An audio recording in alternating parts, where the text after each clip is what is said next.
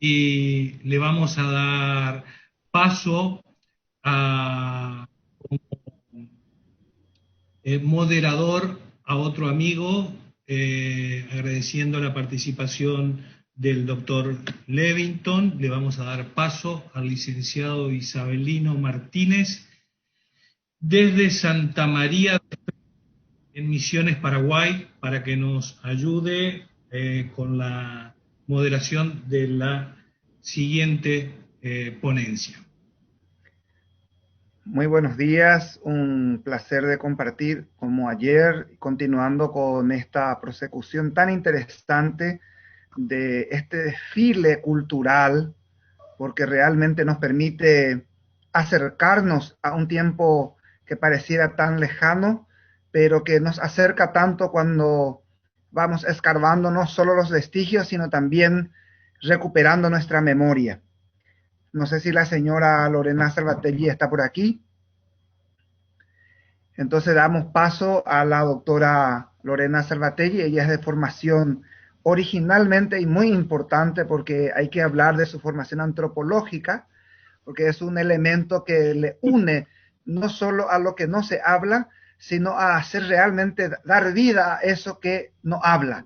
Entonces, su formación posterior, postuniversitaria, el doctorado desde la Universidad Nacional de Buenos Aires en el área de arqueología, le permite un juego de cintura muy importante para trabajar en un sitio muy particular, y de hecho que este sitio también ya nos trae en sí una memoria de vestigios y de vida que hablamos desde Andrés Guacurarí, que es un museo donde ella más podemos rescatar su experiencia viva y podemos encontrar su trabajo así como in situ. Le quiero dar la palabra y la bienvenida a la doctora Salvatelli para que comparta con nosotros una experiencia que de hecho Carlos me tiró aquí la bomba hacia el Paraguay porque Lorena nos va a hablar de una situación que quizá cuando cruzamos por el Paraguay hacia el final de la frontera nos damos cuenta que casi no hay nada de reducción o de emisión cuando hablamos de la ciudad de Encarnación del Paraguay. Entonces Lorena nos va a dar unas esperanzas muy interesantes porque sí hay para seguir conversando. Bienvenida, doctora, y le dejo el micrófono abierto. Muchísimas gracias, buenos días a todos.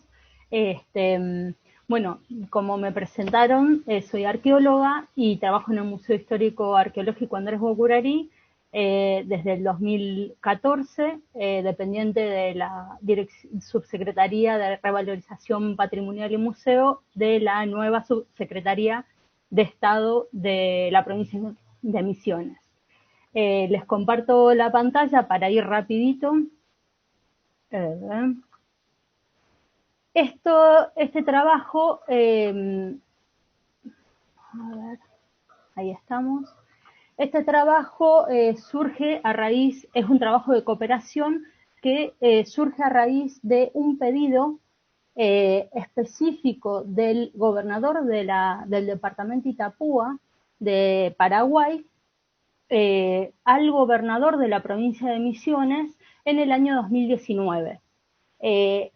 A raíz de este pedido, lo que vamos a hacer es una evaluación arqueológica de diferentes materialidades que están dispersas en la ciudad de Encarnación.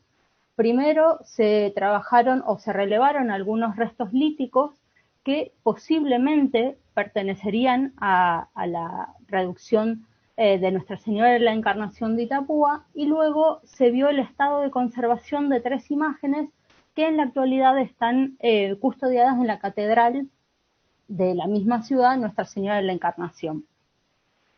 Un poquito de historia de esta reducción: fue fundada por Roque González el padre Roque González de Santa Cruz y Pedro Boroa en 1615, con el nombre de Nuestra Señora de la Asunción de Itapúa. En este momento fue fundada en la margen sur del río Paraná, donde hoy es la actual ciudad de Posadas. En los memoriales para 1619 ya aparece la idea de que quedaban algunos indígenas en la banda sur, pero la mayoría estaban en la banda norte, que para 1621 ya definitivamente se muda esta reducción a lo que hoy es la actual ciudad de Encarnación, pero se denomina a partir de ese momento Nuestra Señora de la Encarnación de Itapúa. A raíz de que se funda esta reducción, va a ser el punto de partida para seguir que Roque González de Santa Cruz continúe las fundaciones de reducciones tanto por el Paraná como por el Uruguay. Por eso es otra reducción importante, a pesar de que no haya evidencias en altura, diríamos, de esta reducción. Justamente por estar tan al sur, no fue afectada por los bandeirantes, pero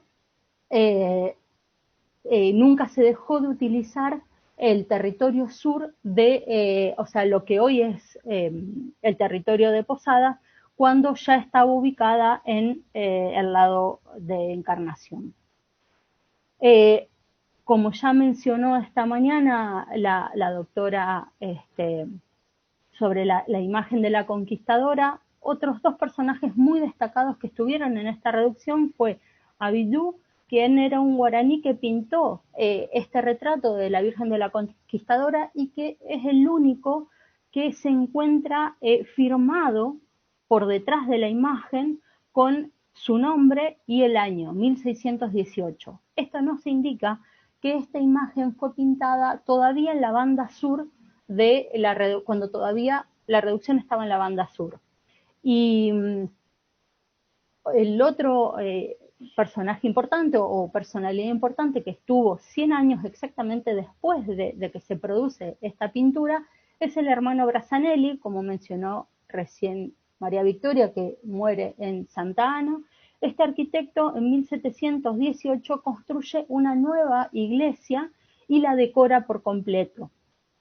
Ya cartas fechadas en ese momento hablan de su plena acción del arquitecto, que muestran al arquitecto, al escultor y al pintor Brassanelli en su acción, digamos. Esta iglesia fue construida desde los cimientos y todavía con el sistema de objet couture y parinudillo para el techo. Luego, para 1843, el cónsul Carlos Antonio López ordena que esta reducción pase a tener el nombre de Villa Encarnación, y como él intentaba esta cuestión y esta visión de progreso, lo que hace es deportar a los indígenas que todavía vivían en la reducción, que en ese momento iba a ser el centro de esta villa, los deporta hacia un nuevo lugar distante de la reducción, que se llamó Carmen de Patagones, y allí la población, muchos de ellos murieron porque no tenían, tanto por las pestes como por el hambre, porque no era un ambiente al que digamos, no era el lugar donde estaban habituados, que se los movió sin ninguna previsión, diríamos. Hasta ese momento, hasta 1843, todavía estaba la iglesia y el convento, que habían sido convertidos en cuarteles y oficinas públicas, y había todavía algunas manzanas con casas. Y después, para 1849, ahí sí se manda a demoler. Gutiérrez en 1975 encuentra este plano en el Archivo Nacional de Paraguay, que es un plano de Encarnación de 1844. A raíz de este plano, lo que hacemos es un plano muy hipotético.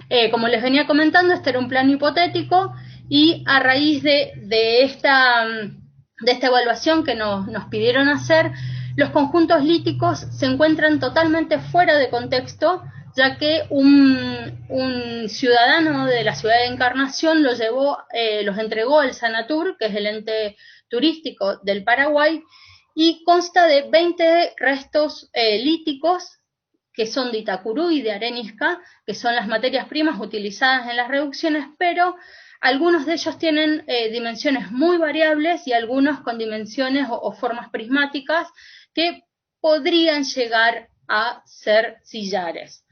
Este conjunto también está formado por 3 ladrillos, y 7 restos líticos de considerable tamaño.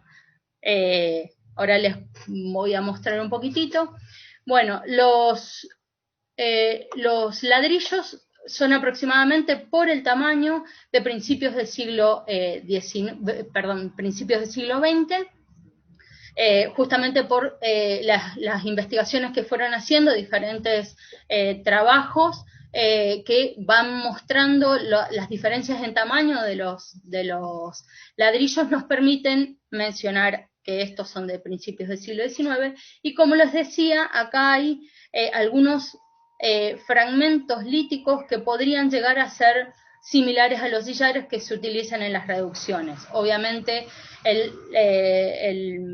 las secciones prismáticas y las líneas rectas nos permitirían asociarlos con los sillares o ladrillos de piedra utilizados en las reducciones. Ambos pueden ver que son de Itacurú y arenisca, que son las materias primas utilizadas.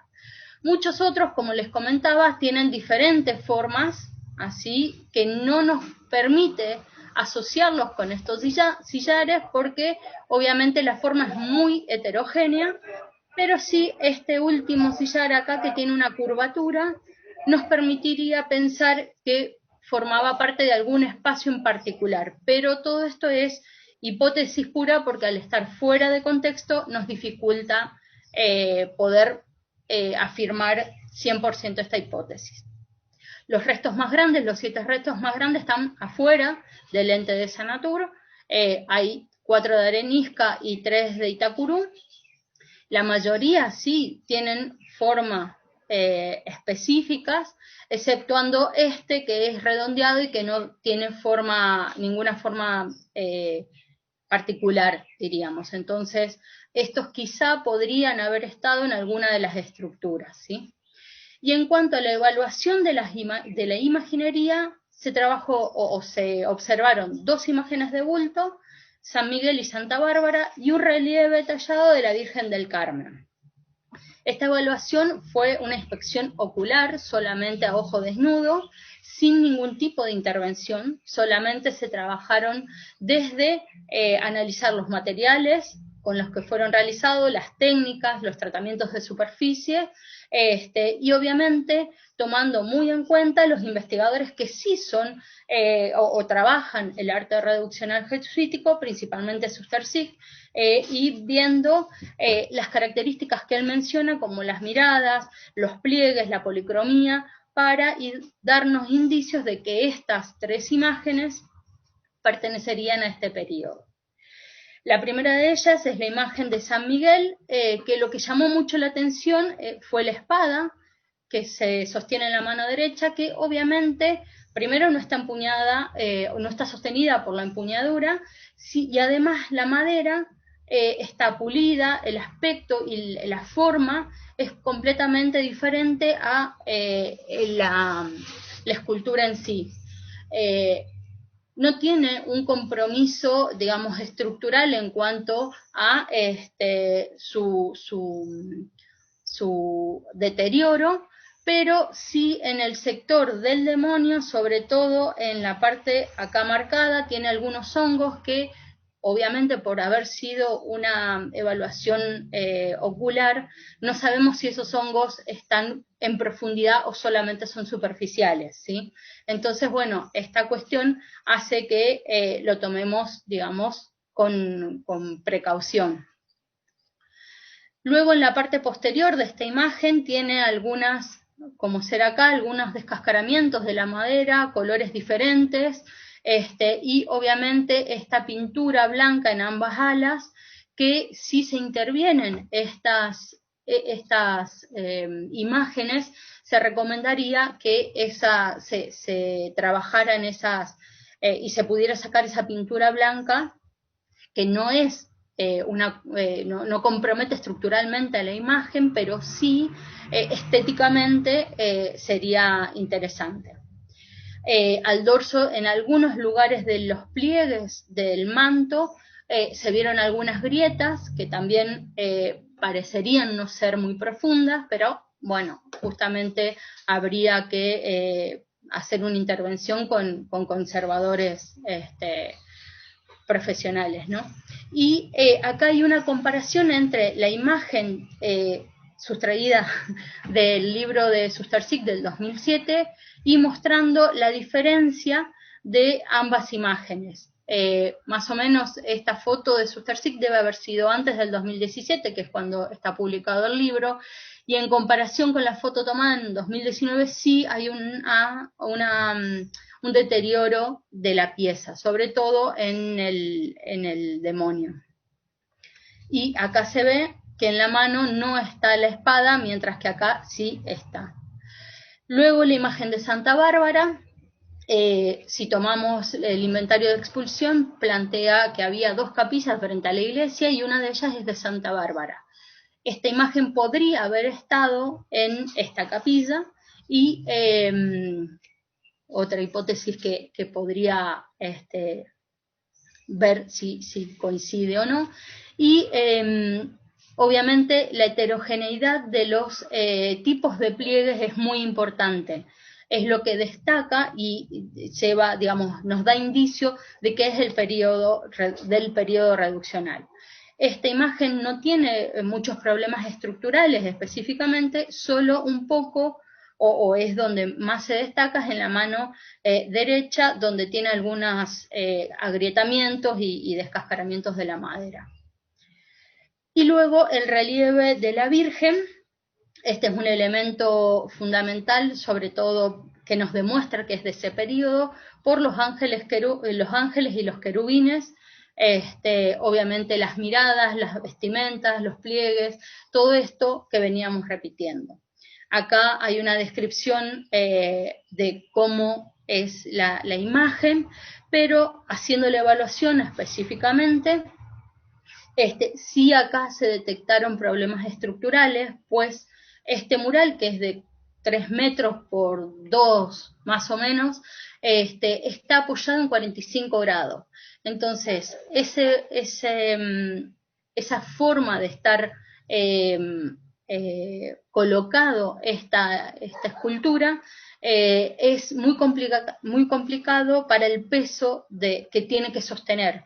Estos tallados generalmente estaban colgados o apoyados por completo, el 100% del relieve, sobre una pared. Entonces ese peso hace que la estructura de base se esté doblando, digamos.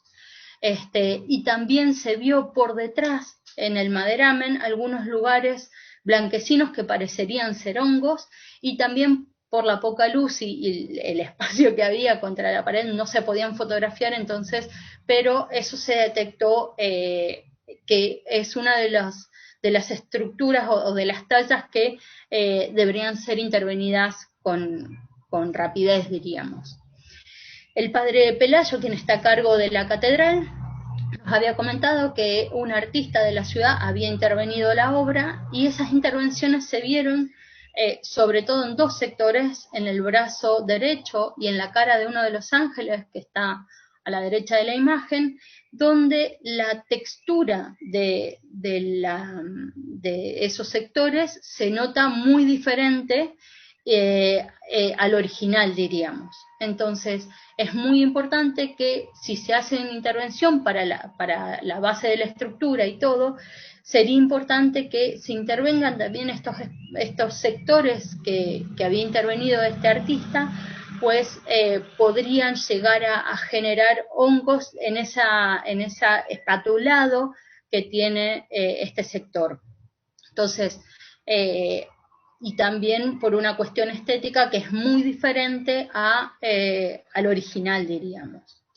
Para ir concluyendo rápidamente, entonces, esta primera aproximación nos dio, o sea, no se intervino en ninguno de los espacios, ni la imaginería, solo se dio un diagnóstico y se propusieron algunos lineamientos y recomendaciones a seguir.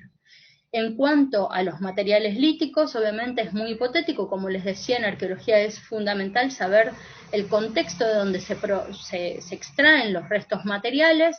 En este caso no tenemos mucha evidencia, exceptuando por un informante que es la señora Stefani, que nos dijo de esos 7 sillares grandes que había en el exterior del Sanatur, 2 de ellos dónde estaban ubicados, porque ella los había visto en toda su infancia, y recorriendo ese sector, que es, diríamos, a la vuelta de la Plaza de Armas, del actual centro de la ciudad de Encarnación, recorriendo esas manzanas, no se vio evidencia de reutilización de sillares en los cimientos de las casas.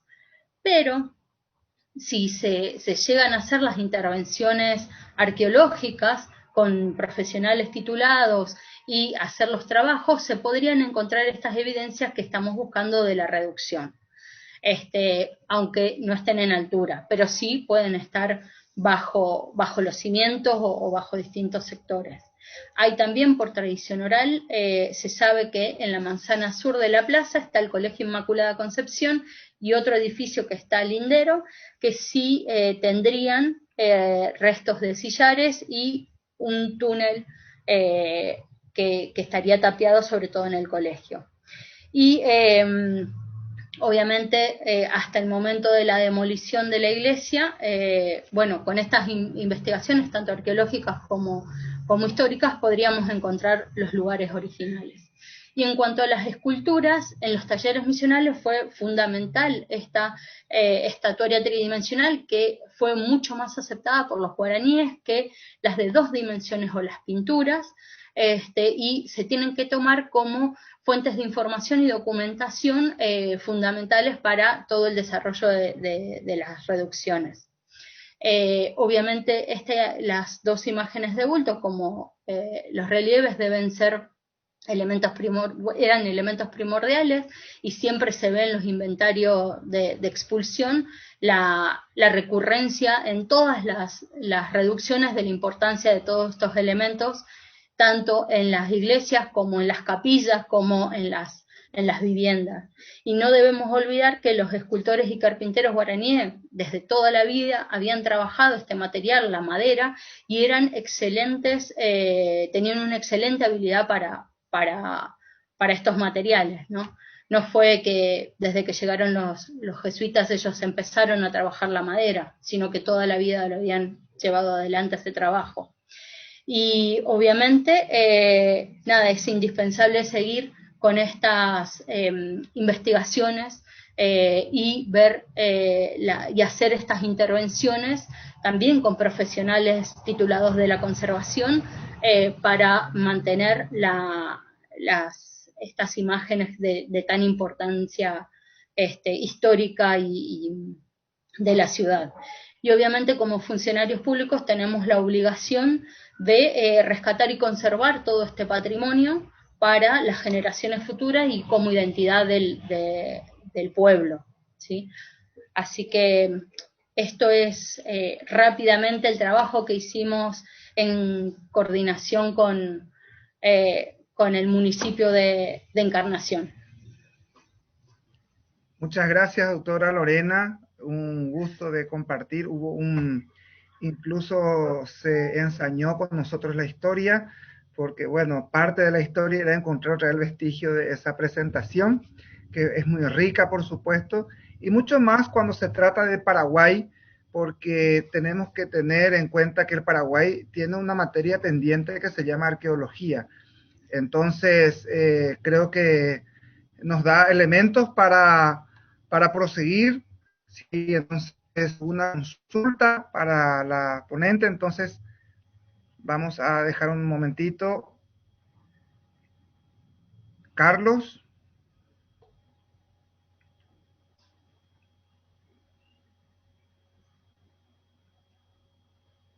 Micrófono cerrado. Sí, doctora.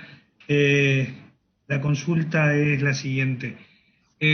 Tanto en Posadas como en Encarnación, ¿existe algún posicionamiento de la ubicación de la reducción, o los encuentros de vestigios son aislados y no se llega ni a posicionar geográficamente? En la ciudad de Posadas, la licenciada Ruth Puyade, en la década del 90, cuando se estaba trabajando la Plaza 9 de Julio, que es la plaza central de la ciudad, encontró restos de la reducción, así que se excavó parte de la plaza y estamos en ese trabajo de volver a ver estos vestigios y en futuros congresos y digamos, investigaciones, tratar de ubicar fehacientemente la ubicación de la reducción. Pero Ruth ya hizo este primer avance y obviamente también por las descripciones que son muy pocas de la primera ubicación de la reducción, bueno, estamos viendo de las cercanías de la Plaza 9 de Julio acá en Posadas. En Encarnación, bueno, los vestigios están muy dispersos, como les comentaba recién, son esos fragmentos de lítico, al estar tan fuera de contexto, suponemos que, pero obviamente no lo podemos afirmar porque no tenemos evidencia real, digamos. Necesitamos sí hacer algunos sondeos cerca de la plaza, en algún terreno que esté en baldío, digamos, que nos permitan hacer los trabajos arqueológicos y poder, si encontramos las evidencias en su contexto, ahí sí poder empezar a pensar la ubicación y exactamente el plano que yo hice fue un plano totalmente hipotético, porque no tenemos más que el planito ese de 1844 y alguna que otra descripción que habla del centro, pero hasta ahí. Entonces es muy complicado ubicarlo realmente. Gracias. No, por favor. Gracias, Carlos. ¿Hay alguna pregunta más del auditorio para la doctora? Creo que estaba, a ver, déjame chequearlo, pero creo que estaba Gustavo González, estaba con una pregunta hoy temprano, no sé si continúa. No está. No, profesor, no, era con la pregunta era para la profesora María Victoria, la anterior ponente. Ahorita no. Muchas gracias. No, correcto. Eso es todo, Isabelino, gracias. Isabelino, que quisiera hacer un comentario a Lorena. Sí. Hay anuarios de Encarnación con fotos de principio del siglo XX, con, por ejemplo, hay una foto de la capilla de Loreto de Encarnación, por ejemplo. O sea, hay fotos también de fines del siglo XIX, de casas. Digamos, sería interesante poder hacer una recopilación de las fotos para ubicar dónde estaban esas construcciones, ¿no? Sí, justo 2020 nos agarró a todos. La idea era continuar este año con la investigación, ir a los archivos ahí de Encarnación, de Asunción, pero bueno, todo eso se frustró por esta pandemia, así que, pero bueno, quedan pendientes todos esos trabajos de archivo que bueno, no los pude hacer, y bueno, la gente con la que estaba en Encarnación de la gobernación, también quedaron todos varados por el aislamiento. Entonces, bueno, estamos ahí esperando a ver si podemos continuar. Ojalá que pueda. Igualmente lo voy a tener muy en cuenta para buscarlos. Gracias. Un comentario final, doctora Lorena, si usted tiene conocimiento también de los hallazgos que no están lejos de la ciudad de Encarnación, a pocos kilómetros de allí, en la zona del Camburetá, para que también pueda tenerlo en cuenta, porque muchas veces se hace también sin condiciones de ciencia esos hallazgos. Entonces, si usted tiene conocimiento de ese trabajo. No, de ese trabajo no. Yo para el 2006 trabajé en la zona de Encarnación, contratados por Yacyretá con el doctor Daniel Javelson, y ahí sí estuvimos trabajando algunas estructuras, ahora no recuerdo el nombre, pero era una estructura muy similar a la jesuítica frente a lo que es Santa Ana hoy. Así que todas esas estructuras que las trabajé en el 2006, que no estaba todavía imbuida en este tema, son elementos que tengo que retomar para relacionar con todo el trabajo sobre todo los trabajos de territorialidad que estamos llevando adelante, para conjuntamente con el trabajo que está haciendo ahora Bennett ahí en la zona de Trinidad. Correctísimo. Doctora, muchísimas gracias por su participación. Es una invitación a que nos apoyemos siempre en esta línea de seguir indagando, investigando y dando siempre un paso hacia adelante. Muchísimas gracias. Muchas gracias a ustedes, a la organización del Congreso, y bueno, saludos a todos, muchas gracias. Muy amable, muchas gracias.